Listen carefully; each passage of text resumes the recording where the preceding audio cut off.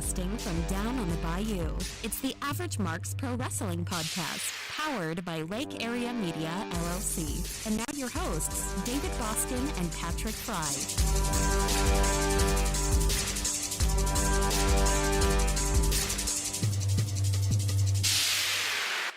And welcome to episode 121 of the AMP Wrestling Podcast. My name is David Boston. He is Patrick Fry. We're going to do this on the fly, Patrick. I don't know if you still have it in there. Do you have the collar and elbow sponsorship package? I actually, let me look. Let's see. I may have it, but I may not. So I don't want to say I do and then I don't. But let me look here real quick. Actually, I don't think I do. No, I do not. Unfortunately, I do not have the collar and elbow graphic in here anywhere. So after I said that, then I started thinking to myself, maybe you never ever made that, DB. Well, we did it for a long time, and I don't think we've done it since we started using OBS. Yeah. Or at least we haven't done it since we came back from our hiatus earlier this year, I don't believe. So we kind of... Well, Amazon it is. All right, there you go. I do have that one. All right, it is the holiday season. It's the holiday season. And you know you're shopping at Amazon, and your family and friends are too.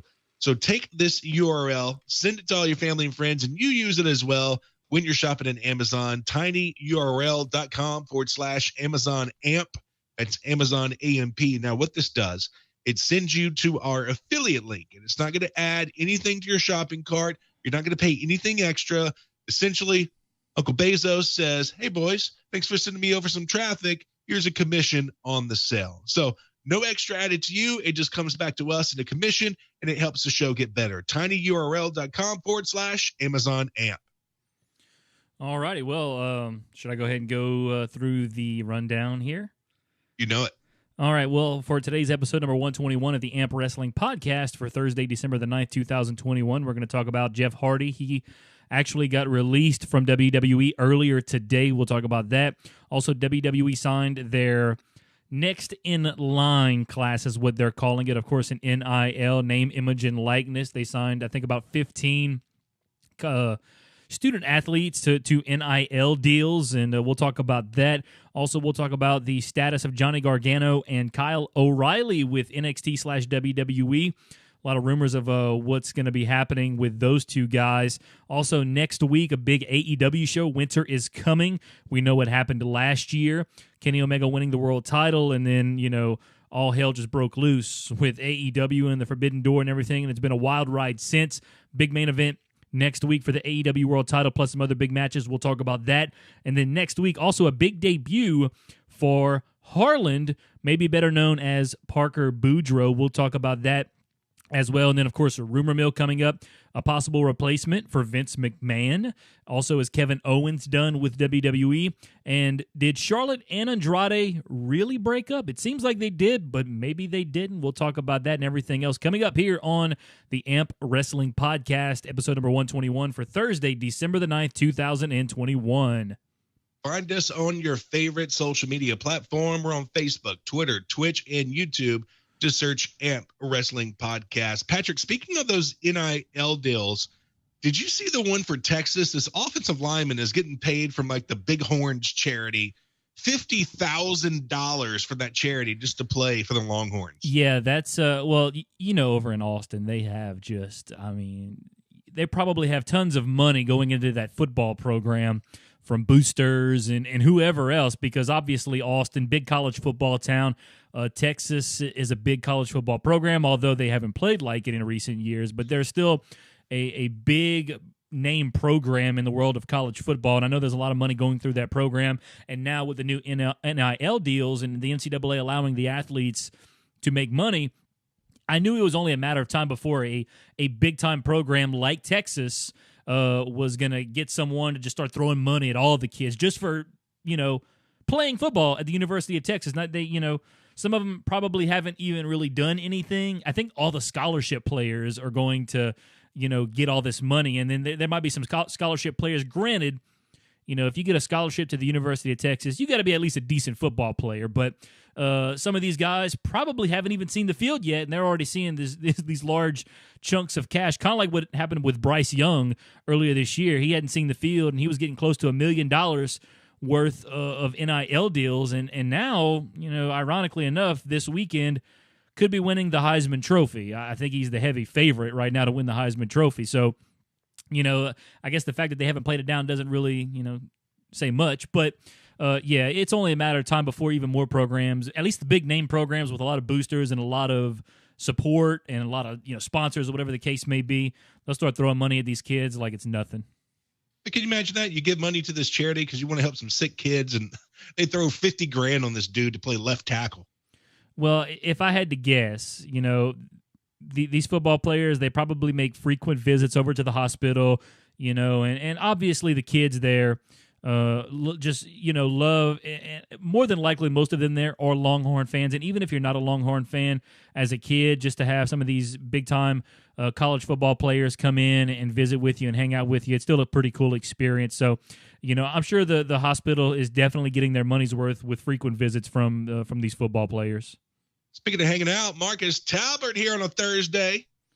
Yeah, Marcus, always a loyal listener here. Thanks for coming hang out, Marcus. Well, what's up, homies? He said, we're back on our normal day, Thursday. When's the last time we did a Thursday show? I mean, it's been a long time. So I don't know. I don't think next week could be a Thursday. Isn't there a basketball game on a Thursday? Yeah, we got a basketball game next Thursday, although we may be able to we might be able to finagle it before, but we'll see. We'll figure it out. We're always going on the fly as of late. Football season is winding down for us, but certainly it's been a busy handful of months for us. And, we've been all over the place doing shows on Tuesdays and Wednesdays, not really on Thursdays. So Marcus said he's off tonight, so he's here. Well, Marcus, we appreciate you being here nice. on this big Thursday. So I just got back from vacation today, so boy, what a day it was. And this is just the cap off the day here doing the podcast. But David, let's go ahead and dive into the first topic. Really a story that kind of broke this morning, really, and that is that WWE released Jeff Hardy, the longtime veteran of WWE. It was reported, I believe, this past weekend that they actually sent Jeff home after having, I guess, what they called a rough night. And we don't really know the details of what this rough night was. We don't know if he showed up. I don't want to start making assumptions, but maybe he showed up intoxicated. Maybe he showed up on some pills, but others were saying, well, maybe he was sick. Maybe he caught COVID. He wasn't feeling well. Maybe they sent him home. And then now it's coming out that he's been released, and I think I saw Fightful report that apparently WWE offered, to send him, to rehab or pay for it or whatever the case may be, and Jeff Hardy actually declined. So I wonder if that ultimately said, well, we're trying to help you, and if you don't want help, then we can't have you here, Jeff. We're going to have to let you go. And it seems like that may have ultimately been, what happened there, at least. To me, that's what it seems, and I've kind of read a little bit into it, not too much, but I'm looking at it, right now. It says, I'm reading an article from eWrestlingNews.com. WWE released Jeff Hardy on Thursday after he was sent home over the weekend after he looked sluggish and left through the crowd during a match at a live event. Hardy reportedly declined WWE's offer to get help and go to rehab. Andrew Zarian reported on today's Mad Men Pro Wrestling podcast that things were rough for Hardy over the last couple of weeks. Quote, what I was told is that he's been really good. He does occasionally drink, but the last couple of weeks has been rough for him. Those are the words, more or less. I hope he gets better. So it seems like maybe he's been drinking a little bit more. Obviously, we've kind of had the same situation with Jon Moxley. He's now in rehab, getting help, taking some time off from pro wrestling. So when it comes to either Jon Moxley or Jeff Hardy, obviously we hope for the best. But, now Jeff's got 90 days to get better, because now that he's been released, obviously he can't do anything for 90 days, at least nothing in the wrestling world. So hope things, turn around for Jeff Hardy. Hope he's, doing okay. But apparently things, it seems like, have not been going well for Jeff Hardy outside of the ring. Well, I mean, we've known for years that he's had quite the struggle with substance abuse, and hopefully he's not falling back into those demons. But when I saw this story, I started thinking to myself, okay, Jeff and Matt, I mean, they're wrestling old. They're not old in real life, but in the wrestling industry, they are old. And to put their bodies through what they've done for all these years, the fact that they're still standing around and that they're still great athletes is crazy. And Matt said something a few months ago where he said, my ultimate goal is to end my career in AEW as the Hardy Boys. And when I saw that, I was wondering, okay, I wonder if Jeff was like, look, if we do it, it needs to be now. I'm going to fake some stuff just to get released so that I can get signed, and we do this Hardy Boy gimmick for the last time and have a good ride out. Yeah, that is interesting, because obviously now that Jeff Hardy has been released, everyone's saying, well, he should go reunite with Matt. Well, first things first, I mean, if he's got a substance abuse problem, he needs to get it under control or get some help and get better, because I'm going to tell you what, assuming that is the problem, in 90 days from now, he still has that problem, I don't think Tony Khan's going to say, hey, look, Jeff, with all due respect, as long as you have these problems, we can't just we can't take you in. Like, we want you to get better. And Tony Khan may offer to say, hey, look, you scratch our back, we scratch your back. If you go to rehab, we'll take care of it. And when we feel you're better, we'll bring you in, reunite you with Matt, and you guys can ride off into the sunset as the Hardy Boys or whatever the case may be. I mean, I don't know how much time Jeff or Matt has left. I mean, Matt still wrestles to a pretty good extent. Obviously, Jeff was wrestling to a pretty good extent. And, I mean, like you said, these guys, I mean, anybody who's watched wrestling for the past 20, 25 years, I mean, these guys have jumped off ladders, gone through tables. I mean, these dudes have taken as many crazy bumps as you can imagine in the world of professional wrestling. So, like you said, it's impressive the fact that they're still actually going at the level that they're going at. But I think it would be cool to see Jeff Hardy in AEW, obviously reuniting with Matt Hardy as the Hardy Boys one final time. Unfortunately, I don't think we're going to see the broken Mad Brother Nero kind of thing, because Tony Khan has come out and said he wasn't actually a big fan of the broken Matt Hardy gimmick, which is why he's an idiot. Well, I disagree with Tony Khan from that perspective. That's one of the few things I've disagreed with Tony Khan. Tony Khan has done a fantastic job of booking AEW, and, not doing the broken Matt Hardy thing was one of the few times I'm like, I wish he would have done that. But, it's his company, it's his money, so, he can do whatever he wants with it. But certainly I would love to see Jeff Hardy in AEW just to reunite with Matt, but obviously he's got bigger fish to fry if he's got another, if he's falling back into that substance abuse problem. And, hey, get that scene about, get healthy, get better. And assuming, he takes care of business, and like I said, he's got 90 days to do so. Hey, Jeff Hardy, you got time. And I'm assuming WWE is still paying him for that 90 days. I think that's how the 90-day no-compete clause works, if I had to guess. But assuming he's still getting paid, Jeff needs to go seek help. And maybe Jeff is like, no, I don't want any help because I don't want, I don't want to owe you guys anything or whatnot. So I don't know his reasoning for, declining the help from WWE, but I don't know that's a kind of that's kind of weird in my opinion.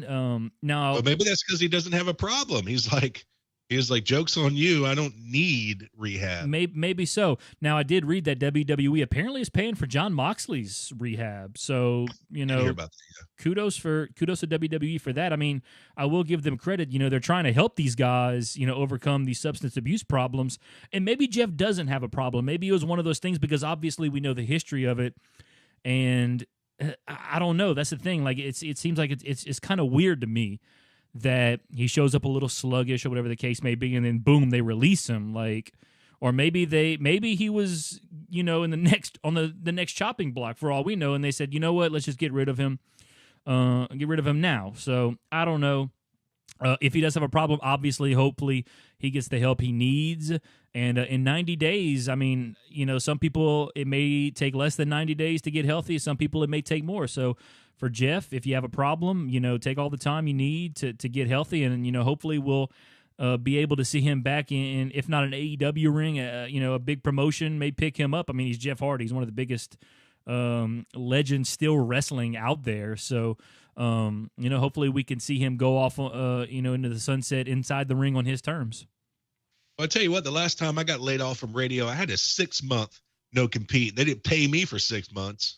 Well, yeah, radio is, radio's not as big of a business, I guess, as professional wrestling these days. But, certainly we hope for the best for old Jeff Hardy. And, he was starting to kind of get, I don't want to say he was getting stale in WWE, but, at the same time, he was almost like a mid-carder kind of guy. I feel like he's done everything he can in WWE, obviously. So now I think this is kind of a blessing in disguise, so to speak. I think he'll be able to get rejuvenated, go into a place like AEW or maybe some other place, and who knows.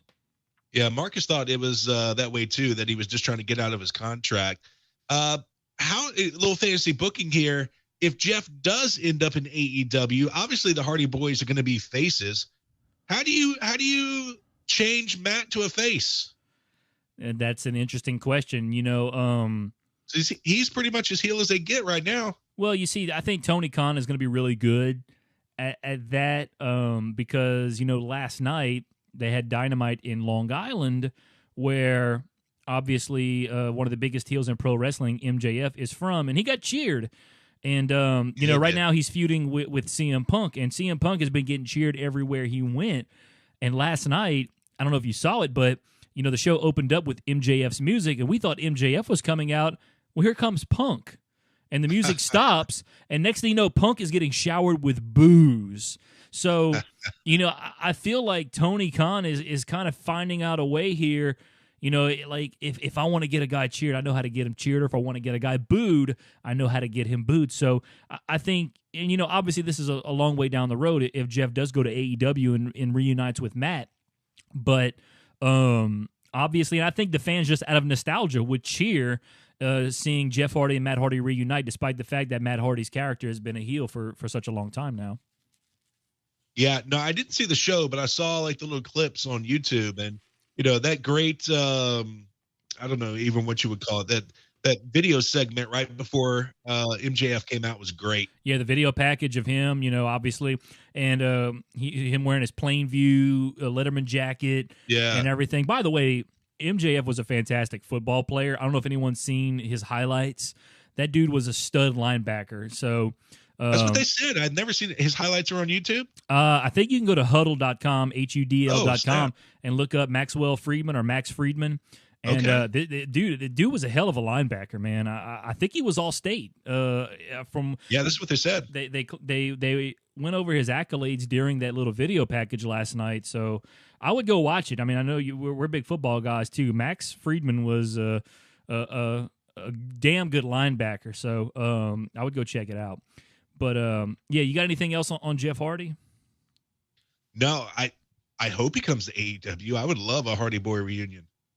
Yeah, I would love a Hardy Boy reunion. They were my first favorite tag team. Like growing up watching the Attitude Era, obviously I was a big Stone Cold Steve Austin guy, but when it came to the tag teams, like I was all about the Hardy Boys, man. The Hardy Boys, they were the most entertaining tag team in the entire Attitude Era as far as I'm concerned. I mean, the classics with Edge and Christian and the Dudley Boys, I mean, it doesn't get much better than what those guys were doing back then. Yeah, man. I popped so hard when they made their return after their Impact run. Oh, yeah, absolutely. When they returned to WrestleMania, man, that was a good time. All right, next subject. WWE signed their inaugural NIL class. And, of course, for college athletics, that stands for name, image, and likeness, which now, of course, student athletes can make money off of their name, image, and likeness. Well, WWE has dubbed it their next in line class. So WWE kind of putting their own little spin on it. They signed, I think it says 15 student athletes who will also join the gold medal winner Gable Stevenson from the University of Minnesota to WWE's NIL program. Here are the list, and I've never heard of any of these people except for Glenn Logan, who plays football for LSU. We're big LSU football fans here. So Carlos Aviles, I guess I'm saying it right, of Ventura, California, 6'6", 305-pound track and field athlete from Ohio State University. He must throw the shot put or the javelin or something. He's a big boy. Then they got these two twins. I think we have the Bella Twins 2.0 maybe coming into the future here.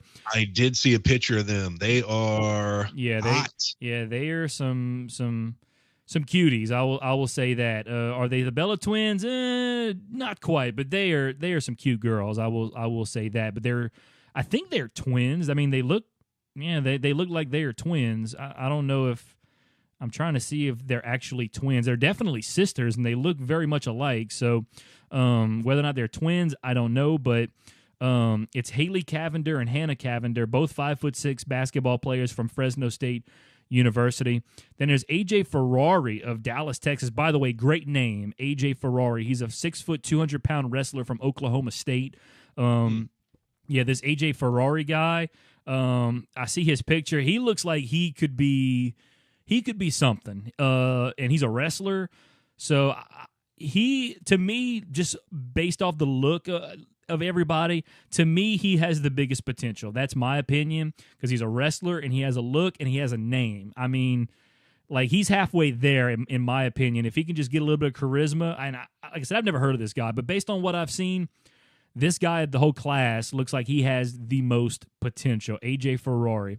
Yeah, but they're going to change his name so they can own the rights to it. I mean, look at the person we're going to talk about in a little bit, Parker Boudreau. I mean, they changed his name to freaking Harlan. Well, they could also use AJ Ferrari too, because obviously John Cena, they own John Cena, and that's his government name, so they do own John Cena. So I could see, AJ Ferrari, that's a great name, so I will say that.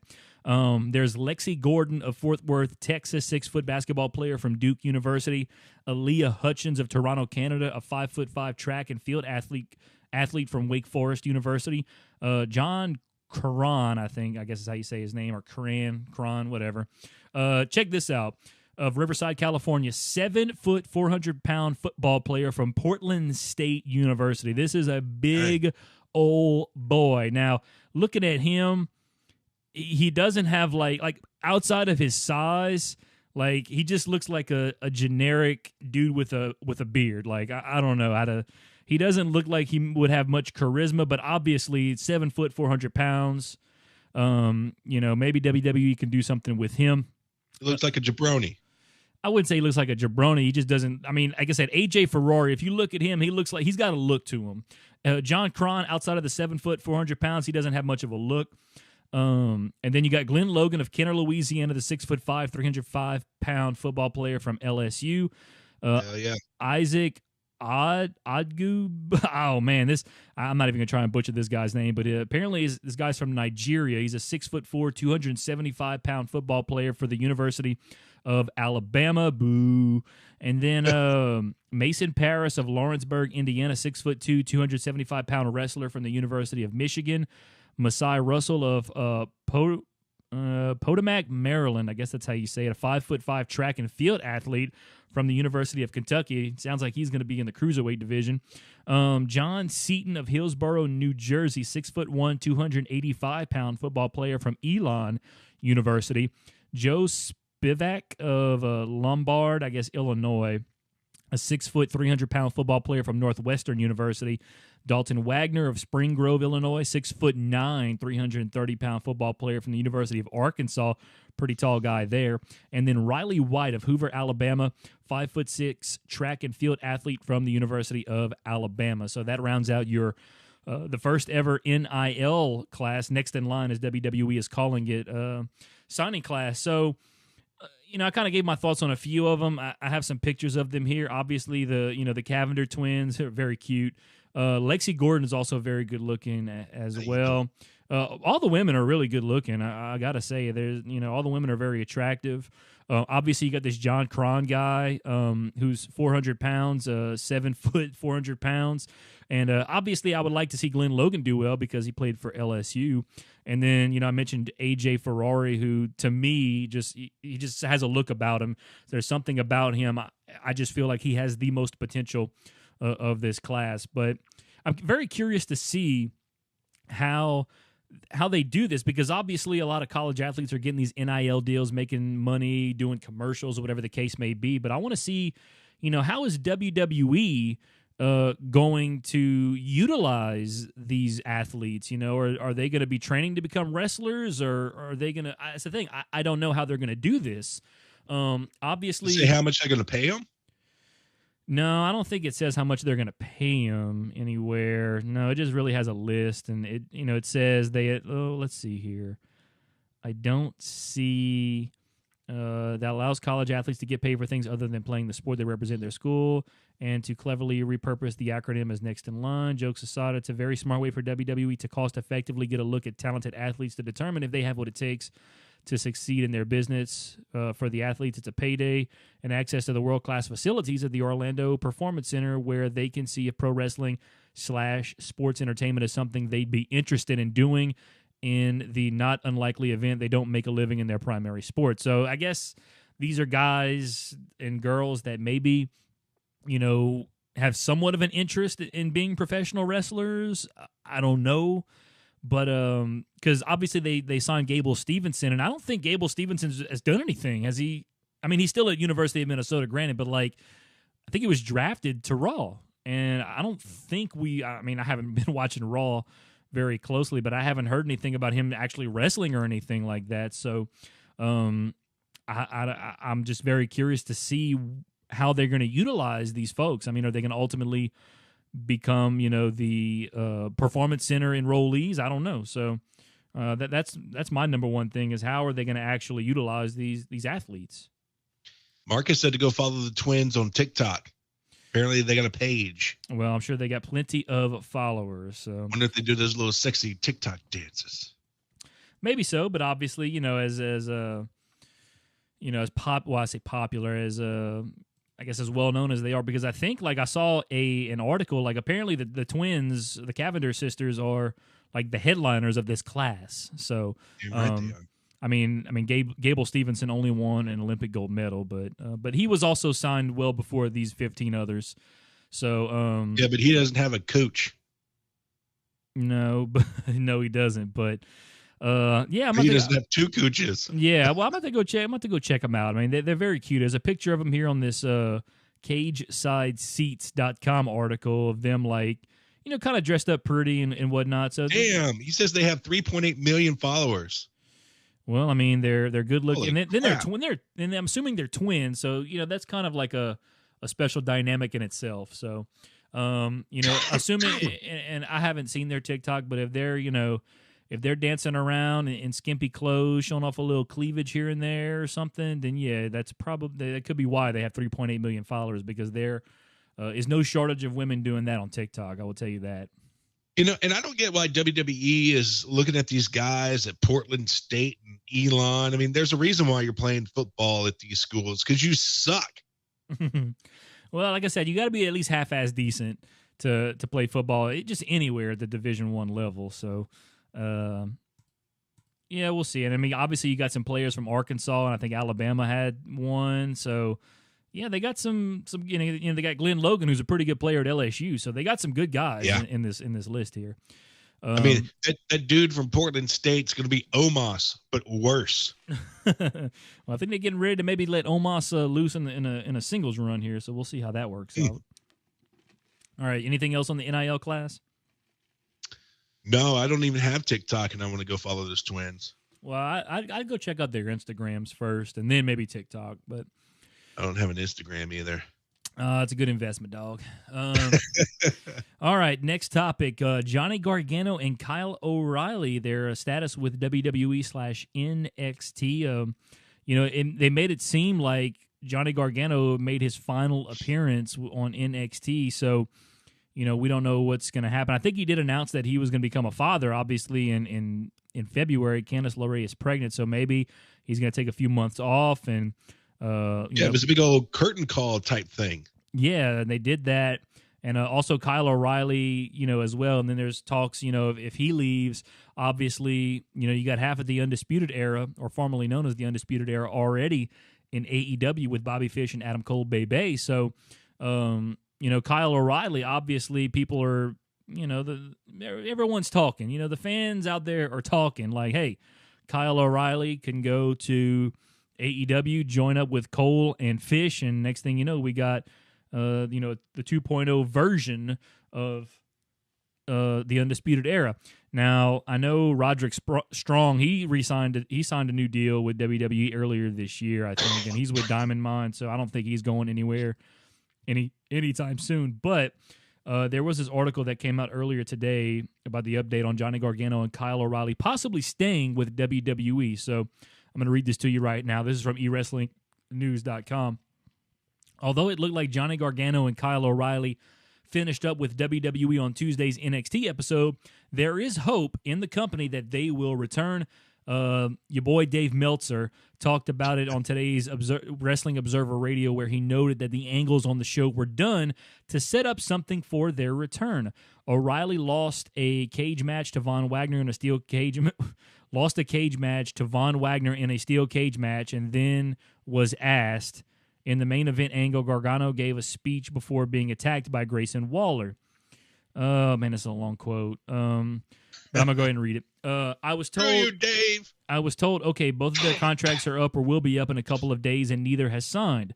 The feeling from what I was told from people in NXT is that they believe they are going to be back, that these are angles to get them away. Both are having children early next year. Gargano talked about it. O'Reilly is in the same situation, and feeling is that the angles were to injure them and take them out for a while, and then they would come back. The thing is on that is Bryan Danielson was the same way, if you remember. If that's the case, do you let your contract just expire? If that's the case, then why don't you just sign a new contract? So I don't know exactly what the deal is. I know that in one of the cases, one of those people was very much considering AEW but had not made that choice. WWE, they didn't do that angle for Johnny Gargano to have him show up next week in AEW. Put it that way. So, and I think that's the end of the quote. So, I don't know. It's kind of, there's no real speculation at this point. I mean, I guess it's all speculation, but there's no real juice to this as far as Johnny Gargano or Kyle O'Reilly, going to AEW. Obviously, there were big talks of Bryan Danielson and CM Punk going to AEW long before they actually showed up in AEW. So, we haven't heard anything on that yet. But granted, Johnny Gargano and Kyle O'Reilly, they were they're I guess they're still under contract. Their contract is currently in the process of expiring.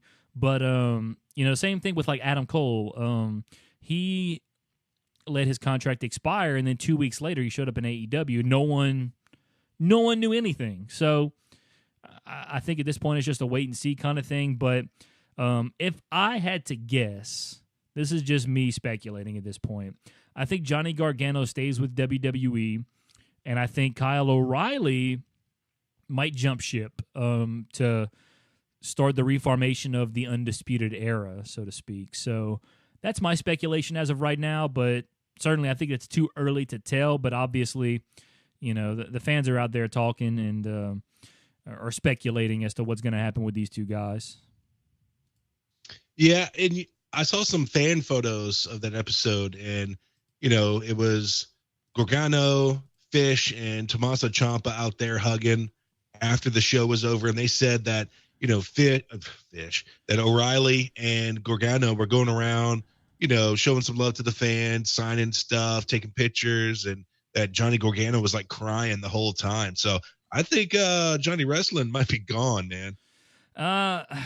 It's interesting because assuming he lets his contract expire, and I'm assuming he's made some money, obviously, and him and Candice both. I think Candice might still be under contract, possibly, with them. So, he could take some time off. Obviously, get ready to become a dad and all that good stuff, and then after everything's kind of settled down, then maybe kind of reassess the situation and check it out. And I mean, obviously, AEW is the hot item right now and is where everyone wants to go wrestle. But maybe not everyone, because obviously Gargano's really built a name for himself in NXT. And, he's kind of like, after everyone's gone now, he's one of, if not the biggest name still in NXT. So I don't know. And then obviously if Candice still is working with WWE, does Johnny jump ship or does he stay with Candice in WWE? So he's kind of got a couple of things to look at there, But I don't know. I feel like he could stay in NXT.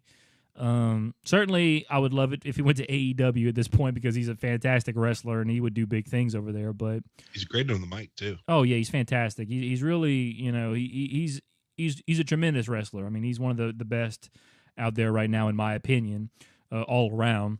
But I just think I don't know. I feel like there's something about him. I just feel like he wants to stay in WWE, and I think WWE is willing to give him what he wants to stay there. I'm looking at Cage Side Seats right now. It says Candice LeRae's contract doesn't expire until next spring. As in spring of 22, or? It just says next spring. I guess that's spring of 22. So hers isn't, far away from expiring, so who knows? But I don't know. But yeah, I mean, that's the latest we got. I at this point, I can't speculate any further as to what's going to happen with these two guys. Wouldn't mind seeing either one of them in AEW, but at the same time, if they both stayed in WWE, hey, it's good for WWE to keep those two guys there. Two big players in the NXT brand. Now, if Ferrari does go to AEW and they do start like a Undisputed Era 2.0, do you think maybe there starts to be a power struggle in the elite, and then all of a sudden that starts breaking that whole thing up? That is a possibility. I think they've already sort of, I don't know, I feel like they've already maybe started to slightly tease something like that. Obviously, I think that's going to be far down the line. I think they're going to roll with this for a little while because Omega's not there. So obviously Adam Cole and the Bucks are going to kind of run together for a little while, at least till Omega comes back, and then we might start seeing some kind of, separation, I guess, so to speak. And then Bobby Fish has been kind of running with Adam Cole, obviously. So, we'll see. I think they're going to slowly build to that at some point. But right now, as long as Omega's out, I think they'll continue to run with, Cole and the Bucks, and Fish will kind of run with them as well. All right, let's move on now. Speaking of AEW, next week, one of their biggest dynamites of the year, Winter is Coming. It was a big show last year. Obviously, the AEW World Title changing hands. The only time the AEW World Title has changed hands on cable television so far. And also Sting debuted last year as well at Winter is Coming. So it was a big show last year. This year it's coming to us from Garland, Texas, right outside of Dallas. So wish I could make that drive up to Dallas and go watch that. But, unfortunately, it got to work. But I suspect it'll be a big show. Right now, it looks like there's only 3 confirmed matches for next week. Hikaru Shida taking on Serena Deeb. That's been a pretty big rivalry brewing for a little while now. I know you're a fan of Serena Deeb. I know you like you. She's Serena fantastic. Deeb. Yeah, she's great. And I think her and Hikaru Shida have been really putting together a pretty good feud. The build-up for this has been really good, I think. And I wish they would have dropped Deeb and just called her Serena, because Deeb sounds so dumb. Yeah, well, or maybe wasn't she just Serena in WWE? Maybe they can't use just Serena, I don't know. And then a singles match for the Dynamite Diamond Ring is going to be MJF versus Dante Martin, who kind of won last night. I say won. He was one of the last 2 surviving. A bit of a surprise last night. It came down to MJF, Ricky Starks, and Dante Martin. And as most of you probably know, Dante Martin joined FTW, or Team Taz, I guess, a few weeks ago, kind of turned his back on Leo Rush.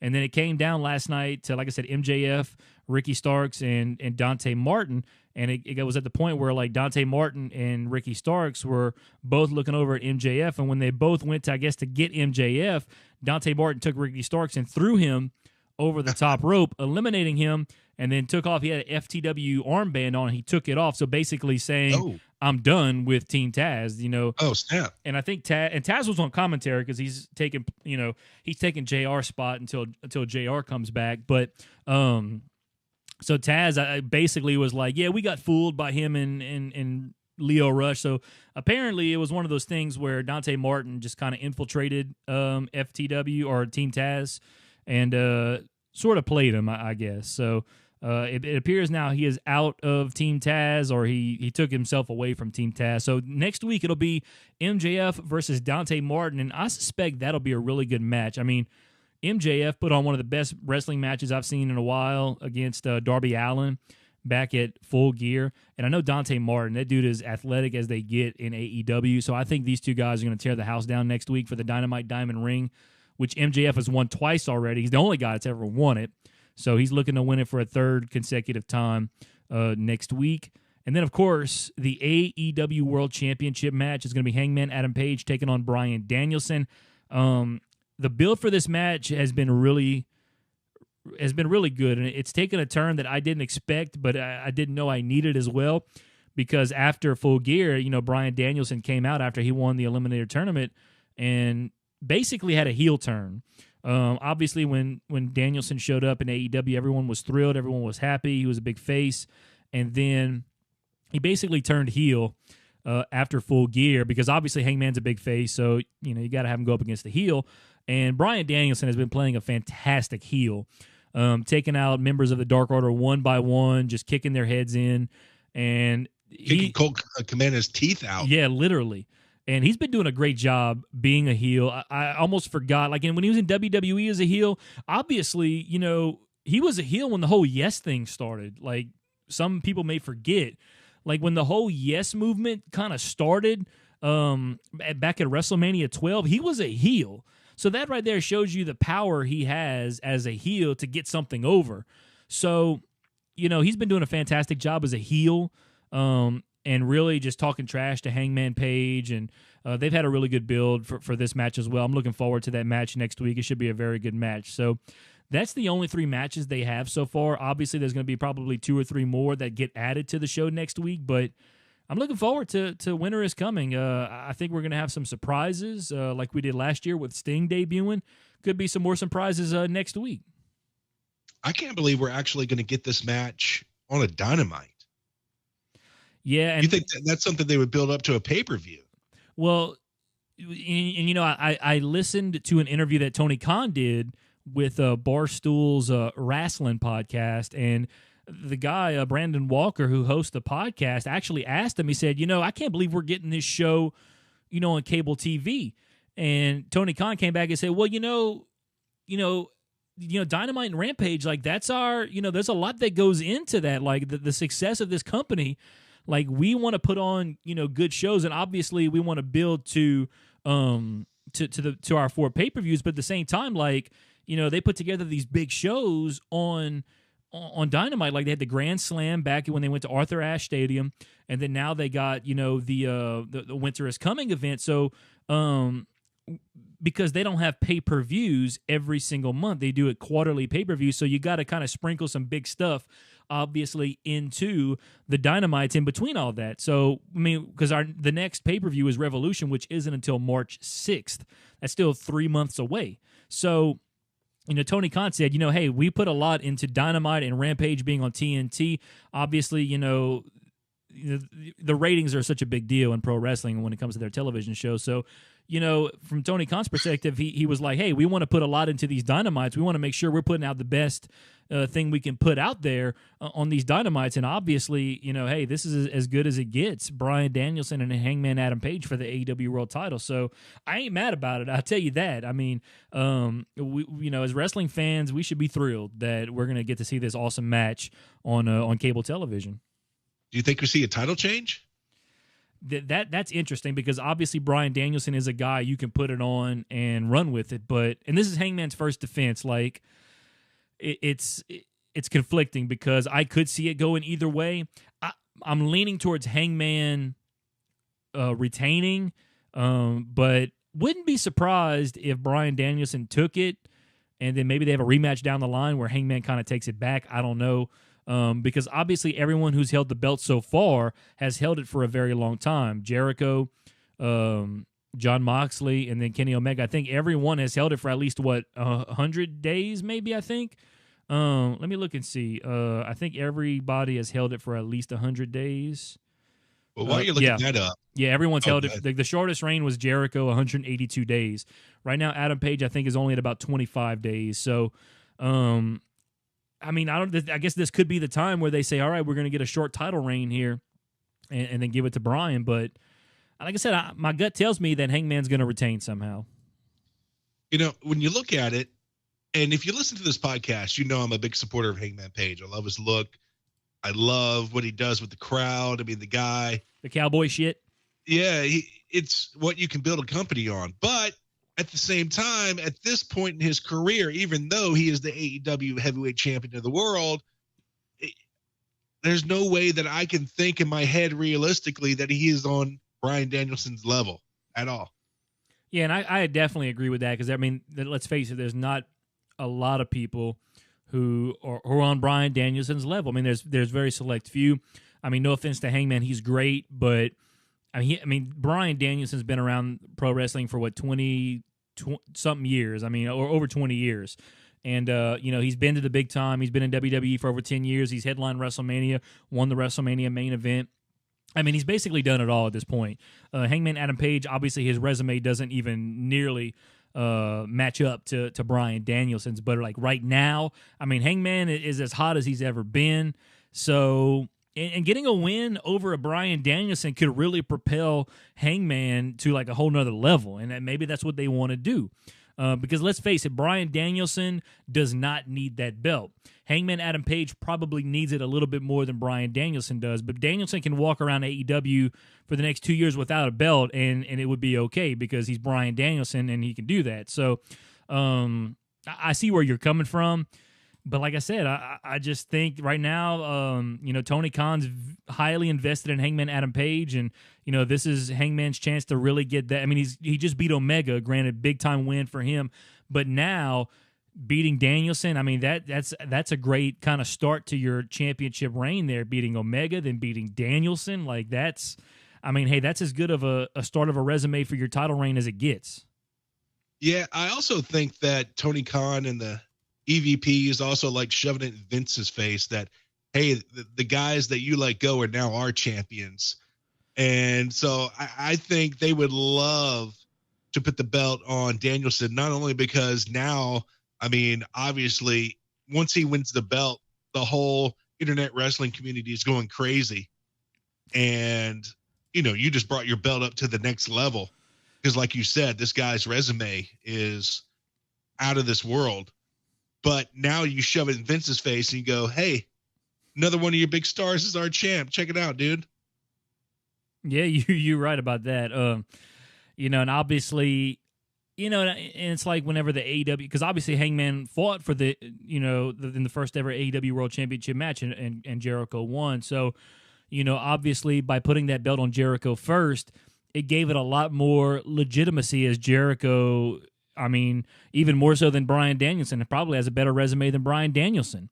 Maybe has the best resume of anyone other than maybe Sting in all Elite Wrestling. So, you know, putting that belt on a Danielson obviously would bring a little bit more credibility to it. But I think at this point, you've built enough credibility into that belt and have built Hangman up enough that keeping it on him certainly won't be, you know, won't take away any credibility from the belt, but certainly putting it on Bryan Danielson, I think we'll give it a little bit more, but I don't think it really needs that much more credibility. But I think Danielson will eventually get it.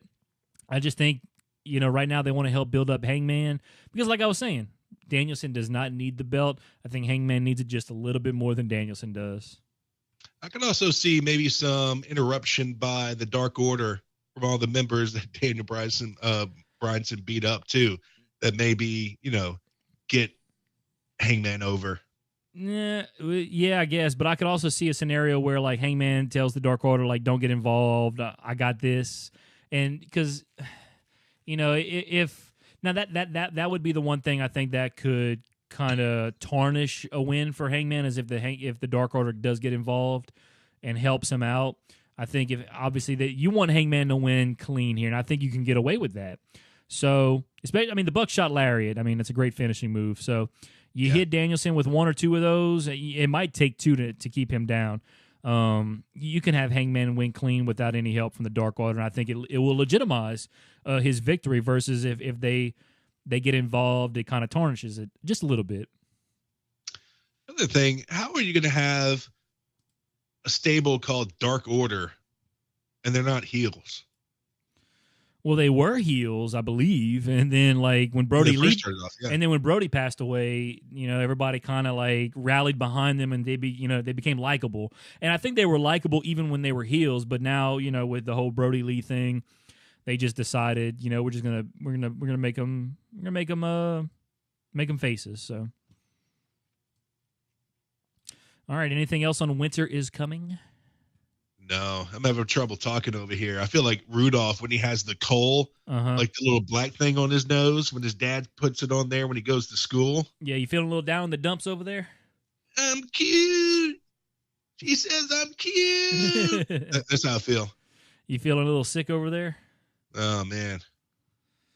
Well, we almost done. We got one more thing and then rumor mill. So we'll go. I was just saying it was hard to talk. I got you, dog. I got you. I'll try and carry the load here a little bit.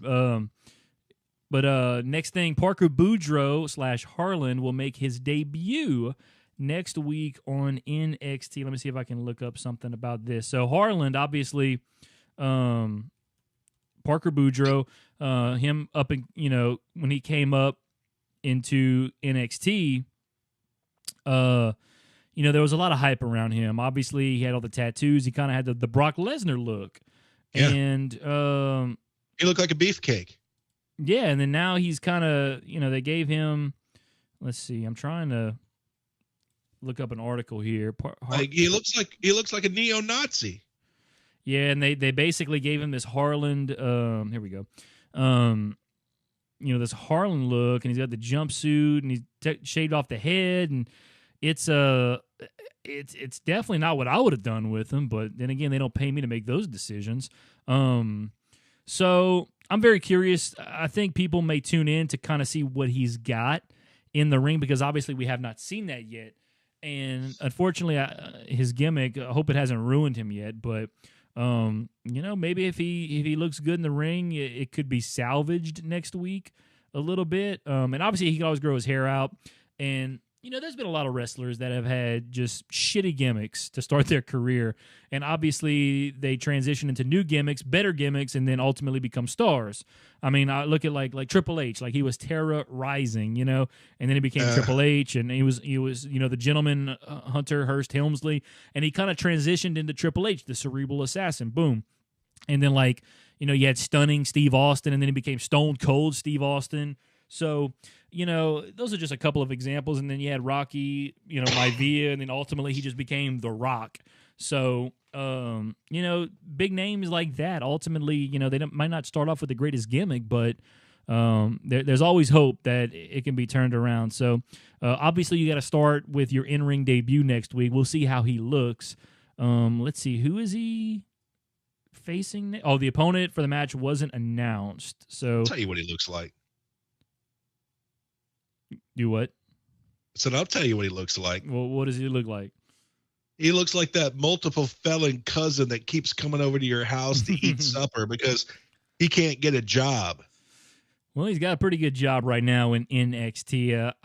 But the fact that they have not named an opponent makes me think he's going to squash some jobber, which I guess you'll be able to tell a little bit about him, about how good he is in the ring, but obviously you won't be able to tell, the whole story of what he is in the ring if he's going to face a jobber. But then again, maybe he'll face someone worth a shit. So I don't know. I guess we'll find out, and maybe a few more eyeballs will turn into NXT next week to see, because obviously there's been a lot of hype around him, and with this first gimmick he's gotten, I think it's been a bit of a letdown to an extent, but like I said, we haven't seen him in the ring yet, so we'll get that first chance next week, and maybe he'll impress. Like I said, if he faces a jobber, he can only impress so much, because obviously he's going to squash him if it's a jobber, but we'll see next week, I guess. He looks like somebody's neo-Nazi fascist uncle who just got finished changing the oil in his El Camino that he painted to look like General Lee. Yeah, man, I know. I can't believe, Vince, what are you doing with this guy? When he first came out, just like you said before, people were like, oh my God, this is the next Brock Lesnar. Yeah, I know, and granted, yeah, that's the thing. Like, we get this. Like, if we're gonna compare him to Brock Lesnar, obviously when Brock Lesnar debuted, he debuted as Brock freaking Lesnar, like the guy we expected him to debut as. And granted, that was long before NXT developmental and shit like that. But, or they had, was it Ohio Valley Wrestling back then? That's what they had. So, you know, it's obviously a different age. Like, that was 20 years ago. Wrestling's a little bit different now, but I'm curious to see what he's going to look like in the ring and how they develop him in NXT. Because, I mean, let's face it, they've been letting people go left and right in WWE, and the fact that he's still there, maybe that says something about it, you know, his potential. So we'll find out next week. I'm interested to see what he looks like in the ring. A few days ago, WWE NXT on Facebook teased his, you know, debut this next Tuesday, and I poo-pooed on his gimmick on there and got a lot of laughs from it. But a lot of people, I'm telling you, they're rolling with this Harlan gimmick for some reason. But some people on there were calling them Nails 2.0. Nails? Yeah. What is Nails? I think I've heard. Wasn't that a like a biker gimmick back in the day? Let me see. Was that a wrestler? Was that a wrestler? Nails? Yeah, Nails. Or what was the Nails like a let's like see. a prison gimmick? Yes. Okay. Nails. Oh, okay. Yeah, he was an orange jumpsuit guy in an orange jumpsuit. Kevin Wackholtz, I guess that's his real name. Yeah, retired professional wrestler. Is that Kevin Kelly? Because I'm looking at this. No. Well, I'm looking here. Okay. He was known as Mr. Magnificent Kevin Kelly in the American Wrestling Association in the 1980s. He's not the. No, I guess it's not the announcer Kevin Kelly. No. Yeah, so this is a different guy, but his real name is Kevin Wackholtz, I guess is how you say it. He is an American retired professional wrestler who worked for the World Wrestling Federation in 1992 as Nails, Nailz. It was how you spelled it. So, and I Googled it, and it's like a guy in an orange jumpsuit. So yeah, it looked like it was maybe a prisoner. Yeah, he has like a number on his orange jumpsuit. So yeah, there you go. This is similar to that. He actually almost looks like way back then. He had a little hair. He almost kind of looked like a I don't know, a homeless Steve Austin when Steve Austin had hair. So yeah, I guess it's kind of like that a little bit, except you know it doesn't look like Parker Boudreau came out of prison. It just looks like he came out of the mechanic shop. Underneath this T-bird with a natty light. Yeah, there you go. All right, you ready to do some rumor mill? I got a million of them. Yeah, I think they're ruining that dude's career. You got a million jokes for Harland? Yeah. You ready? Yeah, rumor mill. Old Dave getting into the rumors again. Oh, yeah? Yeah, he noted on his Wrestling Observer radio program that Nick Khan is most likely to replace Vince McMahon in WWE if that needs to happen. What happened to Triple H? You know, that's weird. Because obviously, I mean, what the crap? Yeah, because obviously Triple H would be, you know, I mean, with his success running NXT, you think he'd be the choice, but I don't know. Now, here's the thing I was thinking of. Obviously, when Nick Khan takes over, or assuming he will take over, you know, because right now Vince like oversees everything, like literally everything. Like Nick Khan, I feel like he would take over more of the business aspect of it, maybe the day-to-day operations, but like maybe I don't know, and that's the thing, I don't know how much now he has over like the creative aspect of it, you know? Maybe he won't oversee the creative aspect of it, which is obviously where they need the most help right now. So like I would love it if like Nick Khan just took over for Vince and being in charge, but at the same time, like let Triple H just take over the creative, like be the head of creative, like the booking, basically. So that would be cool. I don't know what role Nick Khan would play in the booking and creative. I know Vince obviously is the end-all be-all right now, but you know, is Nick Khan going to be the end-all be-all when it comes to creative? If he wants to oversee the business aspect of it, fine, sure, go ahead. But I don't know if he knows enough about, or because he's obviously never been a wrestler and whatnot. And you know, Vince, I mean, obviously he's wrestled before, but you know, he grew up in a wrestling family, so he's known the ins and outs of it since he was probably since as long as he can remember. Whereas Nick Khan, I don't know what his background is in professional wrestling. I can look it up here real quick to see, but and there's nothing. He's just a suit. Yeah, let's see. He's just an executive. Yeah, let's see. Well, does he even have a Wikipedia page? Like, come on now.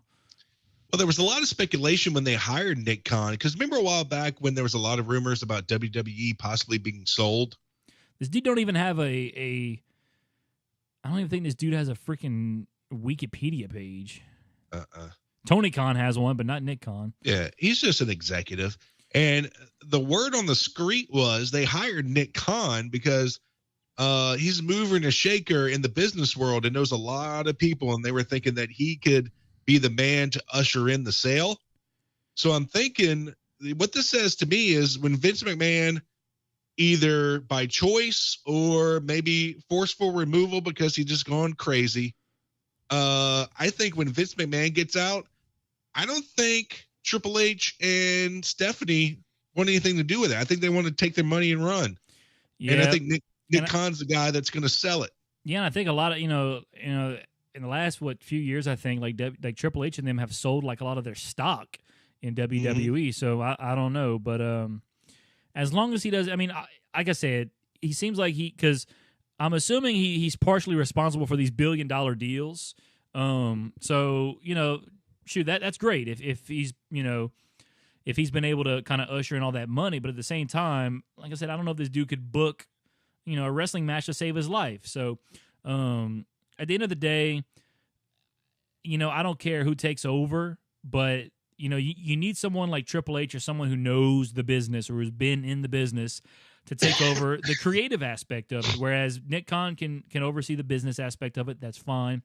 But creative aspect, do not let that dude touch the creative aspect of this, because I feel like he's tried to in certain scenarios, and if he has, I mean, we've seen what WWE has become creatively.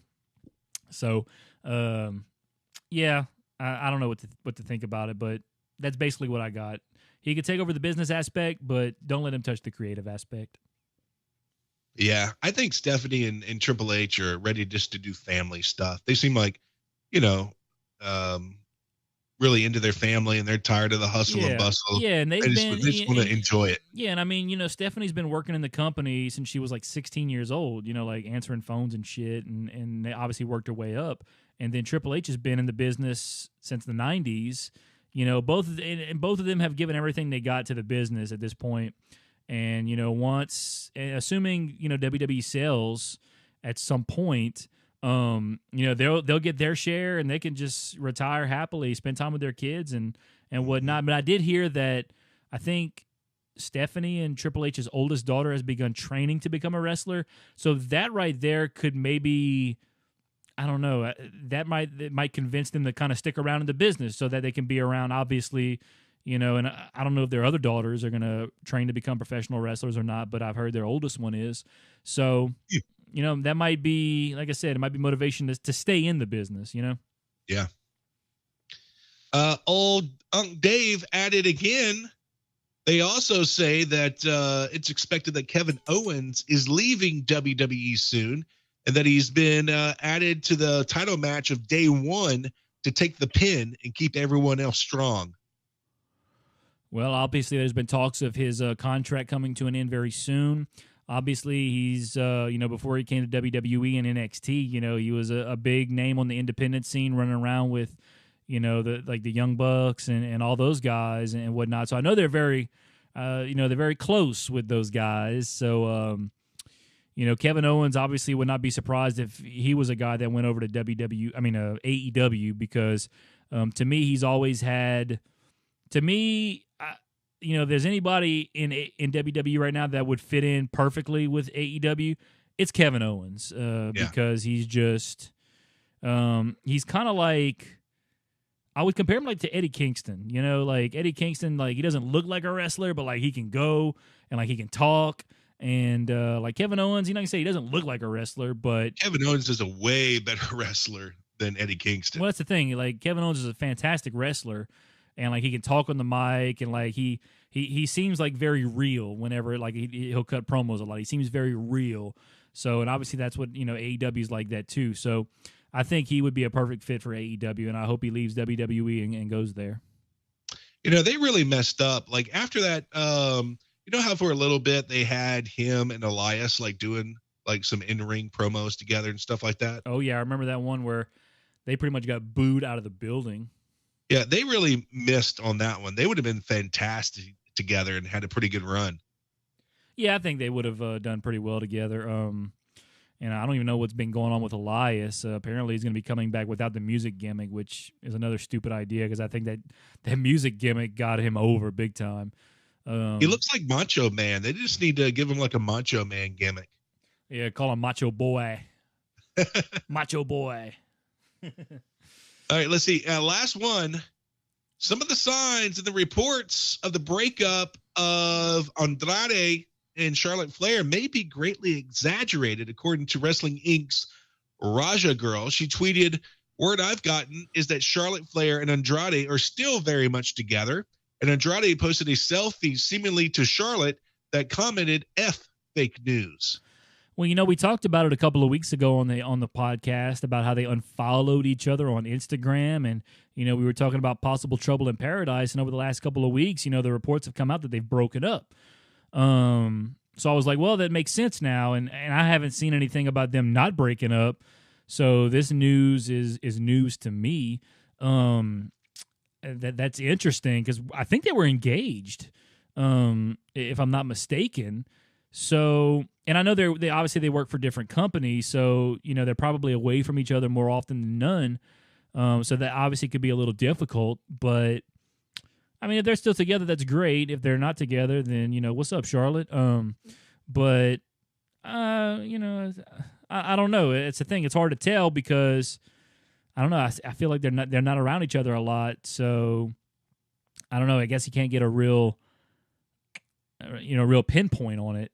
But if they broke up, I guess I could see why, because like I said, they're not together all the time, and they work for different companies and whatnot. They're not obviously in the same company anymore.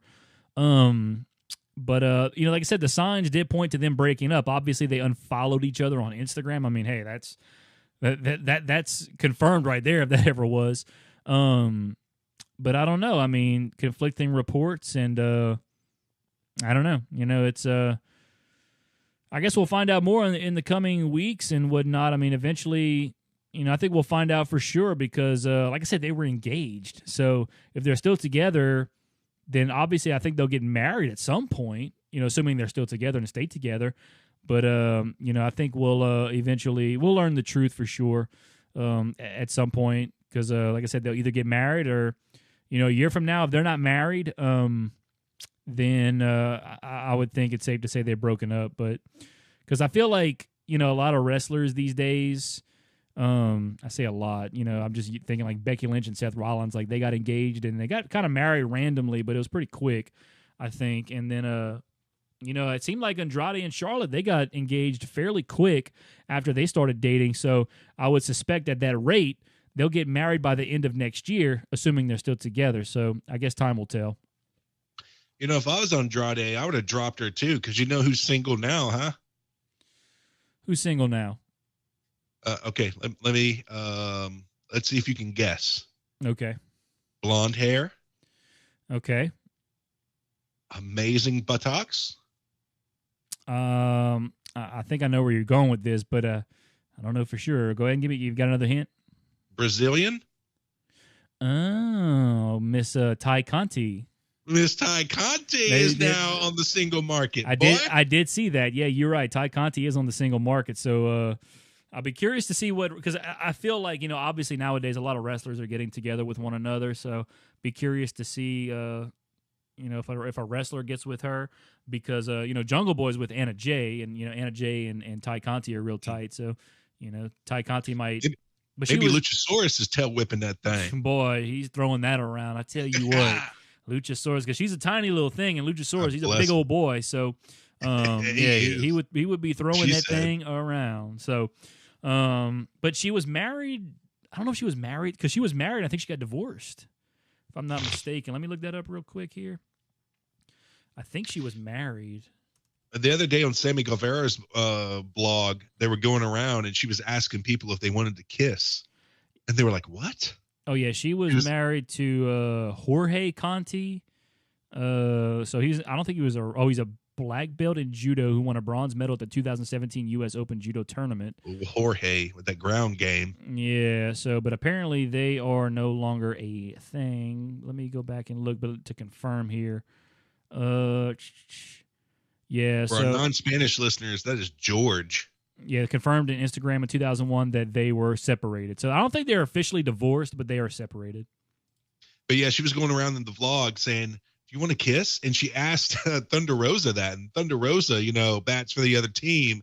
I was like, whoa, we making a Thunder Rosa and Ty Conti kiss here, which is pretty hot. Yeah, I'm down. I'm down for that. I tell you what, that would be something I'd watch. But Thunder Rosa was like, I don't know what do you mean? And she put up the Hershey kiss, and she was like, oh my God. Yeah, Thunder Rosa might have thought Ty Conti bats for the other team, which would be okay, by the way. Maybe she bats for both teams, who knows? But she was married to a man, so take that for what it's worth. But yeah, they're separated now. So yeah, Ty Conti is on the market, so that's always a nice thought. There's still hope. Oh, and before we leave out of here, here's a little extra for you, Patrick. Okay. It seems like day one was Nick Khan's idea, and WWE hopes that the annual event. Come on, DB. All right, Nick Khan. It was his idea for day one. They want it to become an annual event. Yeah, I do like the idea of a New Year's Day pay-per-view. I don't like it because I'm a college football fan, and obviously New Year's Day is a big college football day. So, how about LSU getting a January bowl at 6-6? Well, I think they got lucky to land on that bowl that just so happens to fall on January 4th. It's the last bowl game before the national championship, so I think that was just pure luck. But it does not mean that they obviously had a good year. Barely got bowl eligible, but yeah. F you, Max Johnson. But I do like the idea of a New Year's pay-per-view, but also don't like it because it's a big college football day as well. So, but I like that they're doing something different.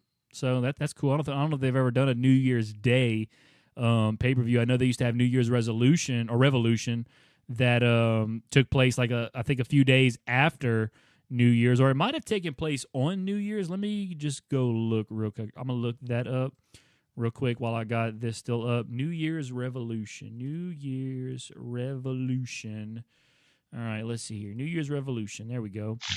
It's taking place, it's only happened 3 times, by the way. January 9th, January 8th, and January 7th. So it's never happened on New Year's Day. So this is something different. I like it, when they do something different. We'll see what happens with it. But, yeah, I'm a little intrigued by it, but will I watch it? Probably not, because Peacock is still trash. So, well, you don't know yet. You haven't watched Peacock. You're right. Mark just said he'll give you his code so that you can check it out. Yeah, that's true. I might get it back for the Royal Rumble though, because despite the fact that Peacock is trash, I can't not watch the Royal Rumble. So, I'll get it back in January for the Royal Rumble. And before we get out of here, can we just trash Max Johnson just a little bit here? Now you can. I won't. I refuse. Hey, could this douchebag just wait till after the bowl game to get into the portal, or did he have to do it before the bowl game? Well, my speculation is that some serious talks were had between coaches and between the coach Brian Kelly and players, and Brian Kelly was probably straight up saying, "Hey, look, Max, you're a good football player, but by this time next year, I don't see you starting." We got this effing beast called Walker Howard coming in here. Yeah, we got this kid named Walker Howard. We also have this current kid named Garrett Nussmeier, who's pretty good as well. By next year, I suspect he will be the starter, if not Walker Howard. So there's zero chance you see the playing field next year, because we're going to have 2 quarterbacks better than you. Or by next year, that will be better than you. That's what I think happened. I don't know for sure. And Max said, well, Coach, I appreciate the honesty, but I'm going to go ahead and do what's best for me. I'm going to go ahead and transfer out now so I can go find me a school, go to spring ball, and, play some, go somewhere where I think I can play. And I think he'll do just fine at another school because, I mean, despite the fact that LSU had a terrible year. I say terrible; they were 6-6. Max Johnson, by the way, threw for 2,800 yards, 27 touchdowns, and only 6 interceptions. So he actually had a pretty decent year, and he completed 60% of his passes. So for his career, he's got 35 touchdowns and 7 interceptions. That's a 5-to-1 touchdown to interception ratio. So yeah, but could he have waited till after, or is the portal closed then? No, I don't think it's closed, but, Well, then he's a douchebag. Well, I think it was a matter of, you know what, like the bowl game, it's meaningless. So I'm going to go ahead and start. And that's the thing, like, if you're Max Johnson, well, if you're Max Johnson and you put on Twitter that you appreciate everything the university and you love your players, then why aren't you playing your last game with them? I don't know, but because he's a douchebag. Well, there you go. That's why. And then now he's going to ruin Garrett Nussmeier's red shirt year. Well, because Nussmeier's down the throat, dog. Like Garrett Nussmeier lives to throw the rock. There's no way he's going to sit down this bowl game and let some jabroni named Odell, who just walked onto the team, be the quarterback. Well, I think it's going to be I'm still curious to see what's going to happen if they do burn that red shirt or not. I'm leaning towards that they will, because at the end of the day, like, we'll still get him for 2 more years, Garrett Nussmeier. And assuming he leaves, we'll still have Walker Howard for probably another year or 2 after that. So I don't know. Assuming that Garrett Nussmeier starts next year and they let Walker Howard redshirt, by the time Nussmeier is gone, we'll still get 2 good years of Walker Howard. So, we'll see. I don't know. That just rubbed me the wrong way. Yeah, I think it took everybody by surprise a little bit, but I think everyone, at least most LSU fans at this point, they understand that, okay, this is a new era, it's a new regime, like, there's going to be a lot of turnover. Players are going to leave, but then players are going to come. Coaches are going to, get let go, but new coaches are going to come. It's basically this is the first time LSU's really hit that reset button in a long time. So, I say a long time. I mean, they kind of hit the reset button a little bit with Les Miles. They didn't really hit the reset button with Ed Orgeron, but now they're really hitting that reset button with Brian Kelly. So, I expected a lot of changes and whatnot to happen. So. Not really surprised, but I'm going to trust the process, and I know it's not going to happen overnight, but I think in about 2 or 3 years, LSU's going to be back to where they need to be. Well, as old MJF would say, here's some little truth for you, Max, old Maxie boy. We didn't need you and your punk-ass brother anyway. Go ahead, hit that portal, go play some mediocre ball at Virginia Tech, while we sit over here and win a national championship. And if you only would have sacked up and competed, you probably would have started anyway, bro. Yeah, probably so, but who knows? I mean, maybe he was an Edo guy. He said, "Well, if Edo's not here, I'm not going to be here." I don't know. I just think he has no sack. He doesn't want to compete. I'll be curious to see where he goes, though. See how well he does. He feels entitled. His dad was an NFL quarterback, won a Super Bowl. Did Brad Johnson win 2 Super Bowls? No, he just won 1 as far as I know with the Bucks in 2002.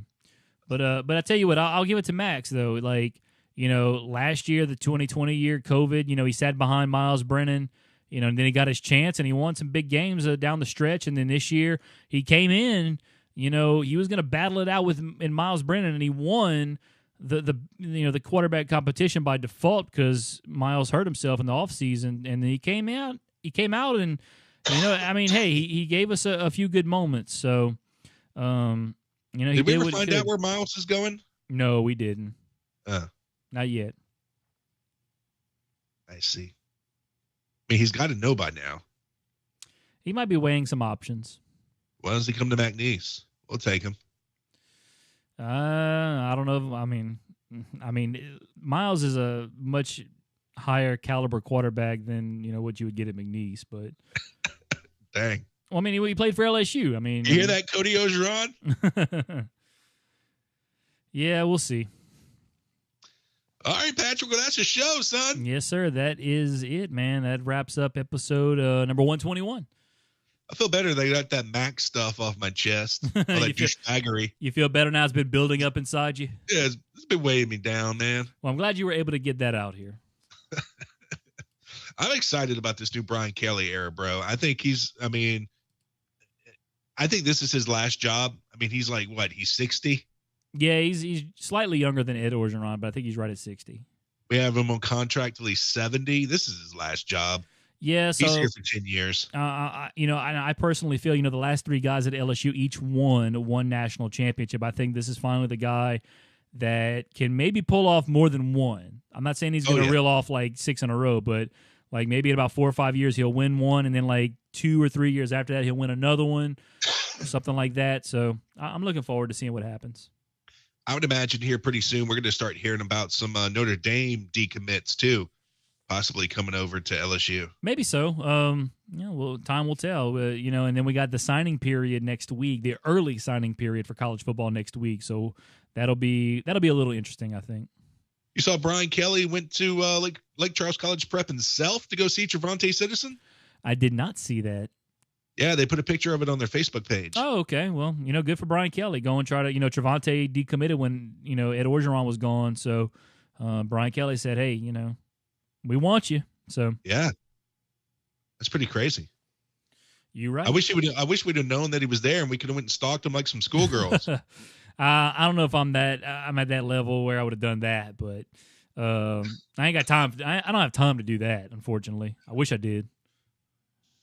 All right, follow us on social media. We're at all the places where you are: Facebook, Twitter, Twitch, YouTube. Just search AMP Wrestling Podcast. Patrick, it was a good one. Get us out of here, son. Outro. You've been listening to the Average Marks Pro Wrestling Podcast with David Boston and Patrick Fry. All opinions discussed in the show are those of Average Marks and do not represent any wrestling company, organization, or individual. This has been a Lake Area Media LLC production.